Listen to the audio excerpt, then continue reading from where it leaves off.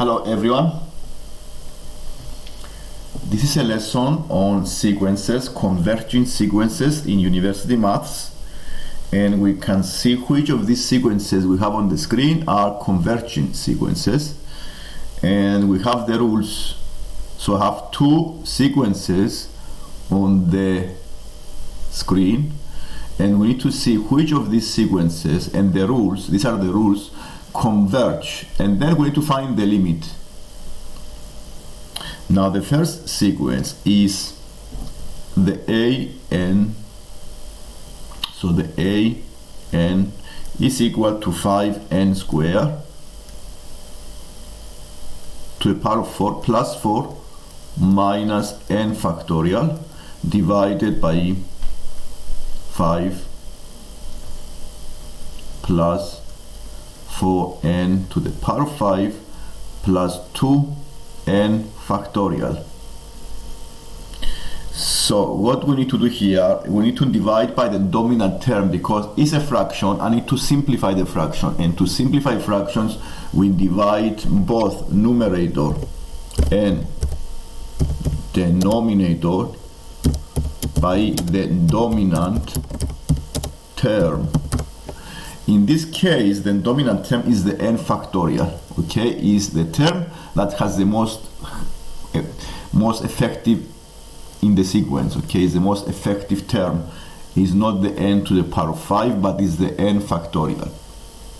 Because if the n get to a very big number, the n can go to a very big number, this affects is a very big number.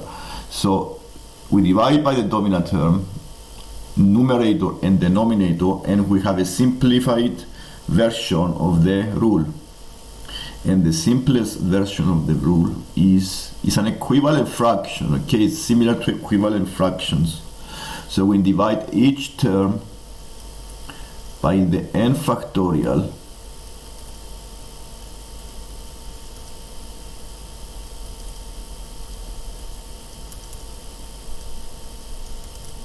we also do the denominator.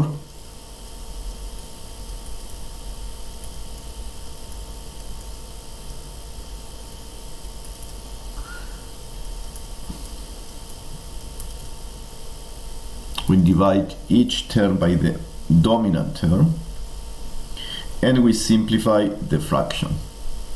Okay, and the simplest fraction is this one that I'm going to write here. So it is 5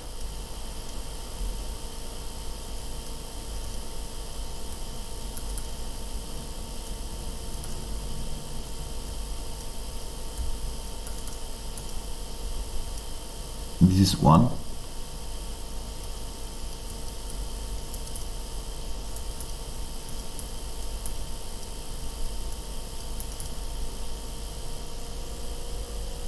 plus 2.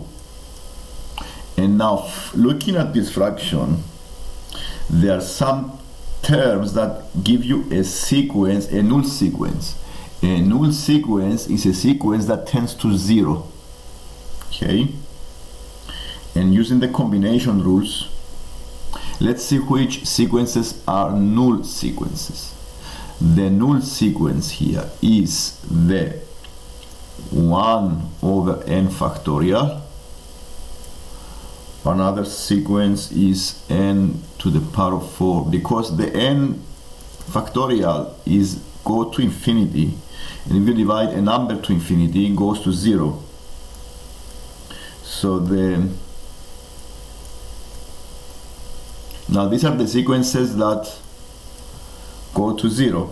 These are null sequences, means they go to 0. And now we can find the limit very easily. Now we can write now that the limit at the final step, we can write that limit of the sequence an is equal to 0 plus 0 plus negative 1 over 0 plus 0 plus 2. So you see that the limit is -1/2. So after simplifying, then we see that the sequence is convergent with limit -1/2.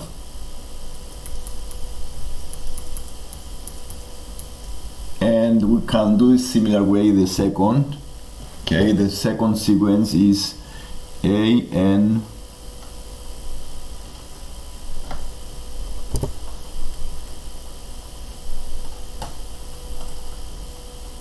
is the part B.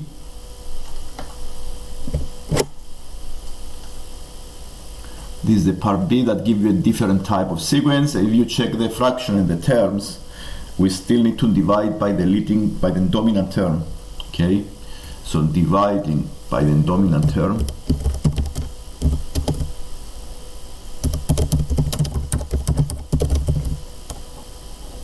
this is the 3 to the power of n, because a power has a very big effect on any calculation.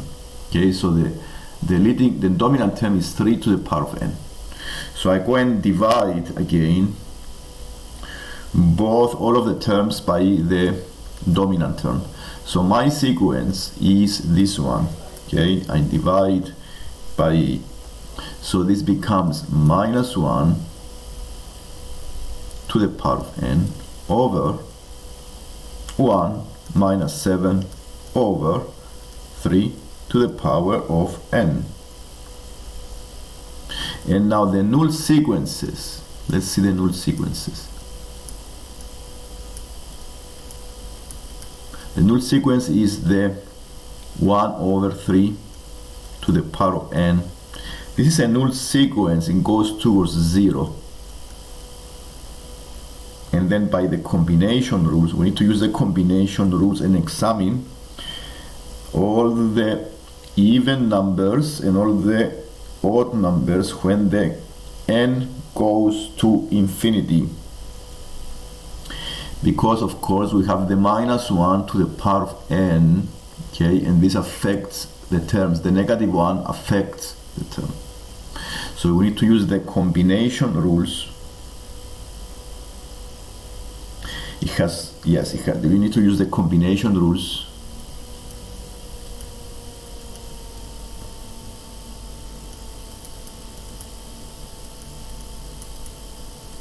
And examine the two limits. Here we have two subsequences. Okay, the limit of all the even numbers in the sequence, which you can write as 2k. These are the even numbers. These give you, because all the even numbers become a plus here, +1. So have 1 over 1 minus 0. So this gives you 1. But when the k goes to infinity, now all the odd numbers of the sequence of the term of the k, okay, so it's all the odd numbers of the k plus 1 is the odd numbers, is a -1. So the limit here is -1. And you see I have two subsequences. One is going towards 1, the other sequence goes to -1. And because of this, because we have two subsequences with different limits, then the answer here by the first subsequence rule does not converge. Okay, because we have two limits here, different limits, two different limits, then the conclusion here is they do not converge. So do not converge.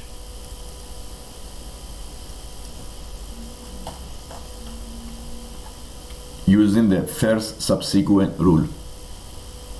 Now if you have a question, you may ask me in the comments or subscribe to see more lessons like this. I post videos at different levels, from university, A-level, GCSE, and you can find, if you want to refresh your mathematics from previous years, it's a good idea to follow the lessons. Thank you for watching.